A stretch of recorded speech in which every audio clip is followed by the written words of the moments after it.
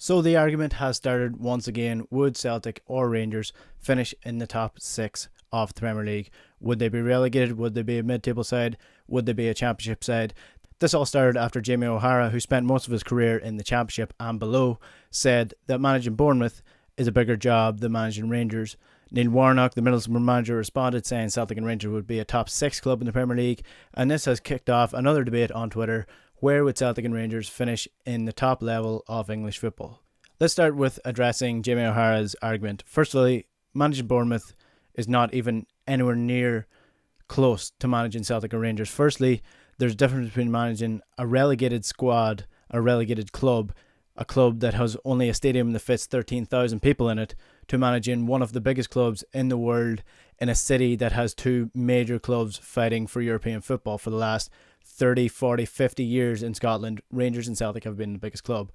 Yes, over the last 10 years, Celtic have taken over since Rangers went into administration.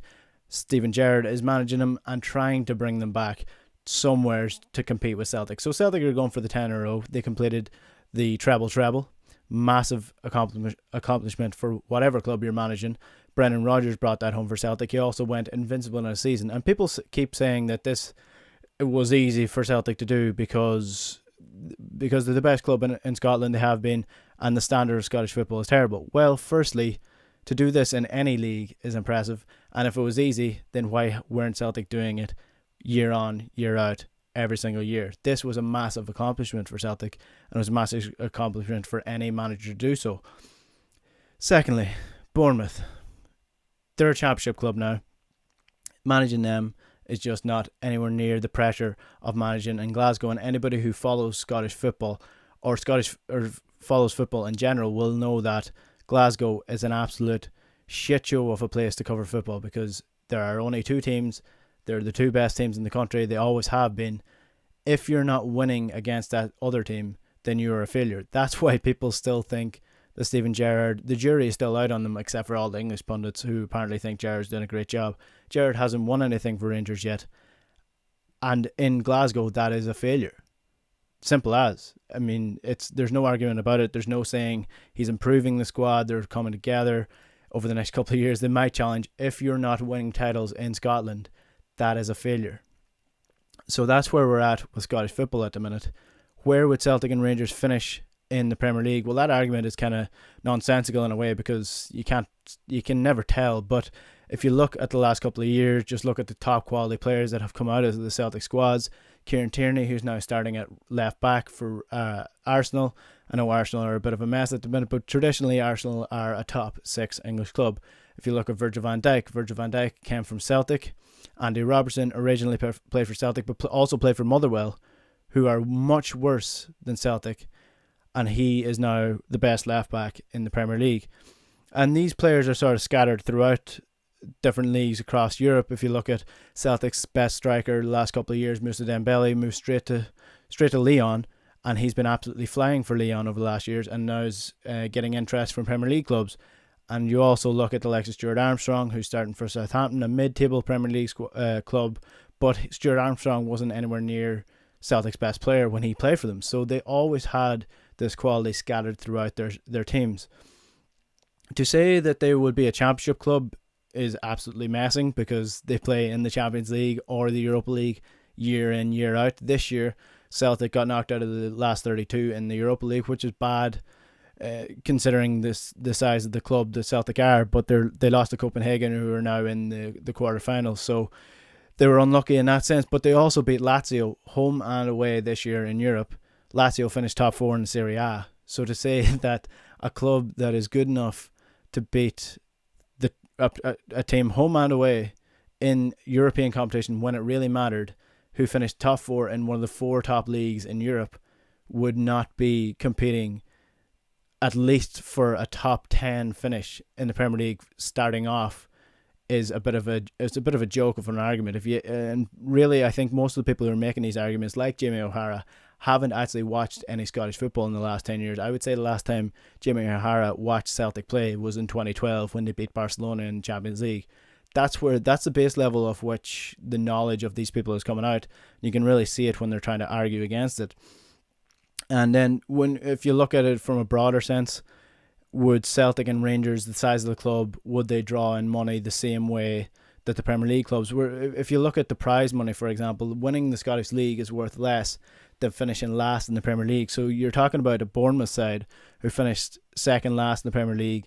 They got paid more for that than Celtic will get for when they win their 10th title in a row this season. So you're talking about a disparity in money and funds that Celtic just can't compete with in that sense. But if you put Celtic, and I'm not including Rangers in this because I don't think they're good enough just yet to be competing at a Premier League level. If you put Celtic into the Premier League and give them the same budget the likes of Bournemouth have, then they have shown in the last couple of years without that budget, they can recruit players like Van Dijk, who went on to be the best centre-back in the world.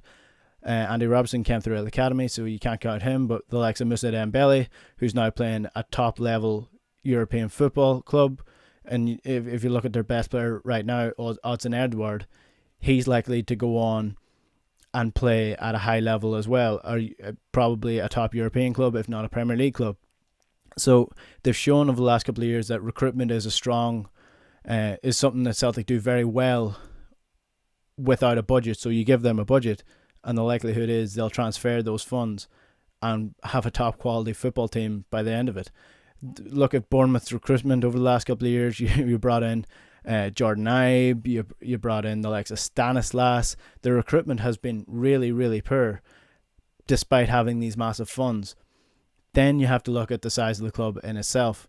Celtic have a stadium of a 60,000 capacity. Compare that to Bournemouth, which holds 13,500 or something like that. I know they're building a new one, but it's still, that's the disparity. The club has it's a ready-made super club. If you take Newcastle, for example, Newcastle have the fan base, they're a one-club city, they have the stadium. That's essentially what Celtic are, except obviously they have Rangers in Glasgow as well. They've also broken in to the Asian market years ago when Shinjuku Nakamura was playing for them, and they have that global fan base already built in. So they're already essentially, in essence, a Premier League club without having the same budget. So that's where they are financially as a club. And on the pitch, they've shown in Europe that they are good enough to compete at a European standard. So what makes people believe that they're not good enough to compete at a Premier League standard? The idea that the Premier League is so much higher and above than any other standard in Europe, even compared to the La Liga, compared to the Bundesliga, compared to the Serie A, it just doesn't hold up when you look at the record over the last couple of years in Europe of clubs winning it. It has always been a club from outside of England. That may change this year. It may not change this year. So the standard of the Premier League is not as high as people like to imagine. Sky have marketed the league so well that they have people believing the idea that there are no better teams out there than mid-table Premier League sides, when really and truly those mid-table Premier League sides are no better than the mid-table German sides, they're no better than the mid-table Spanish sides, but they're just marketed and people see them every single week in, week out, playing against the bigger clubs. Celtic do not get the same coverage. Rangers do not get the same coverage as these clubs. If they did, then people would see that they are good enough to compete at a Premier League side. I'm not sure if I agree with Neil Warnock in his estimation that Celtic and Rangers would be top six. Initially, I don't think Celtic would be top six in the Premier League. They'd probably end up somewhere around 8th to 6th to maybe 9th. There's definitely the same level at where the likes of Everton, the likes of Wolves or Sheffield United, those clubs fighting it out for the Europa League spots in Premier League, that's probably where Celtic are at the minute. And you take Celtic's fan base, you take Celtic's history of recruitment, and you take the size of the club into account.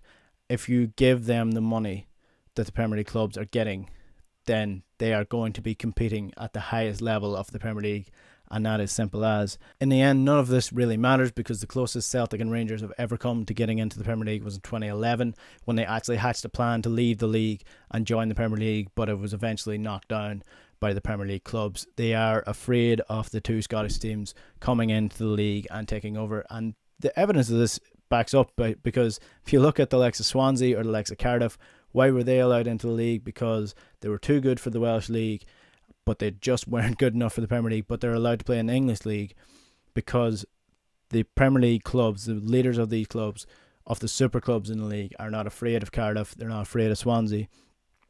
But they would be afraid of the likes of Celtic and Rangers coming in, because they know that they are ready to compete at the highest level if you give them 3 to 5 years in the league with the budget and with the money coming in through TV revenue. I'm on the call. This has been Calling It. Do you agree with my shout on Celtic finishing in the top 10 of the Premier League, at least in the first season, and moving on? Let me know in the comments below. Subscribe to the channel. Hit the little subscribe button now if you want to see more of this. I'm on the call. This has been Calling It. Thanks for watching. We'll see you later.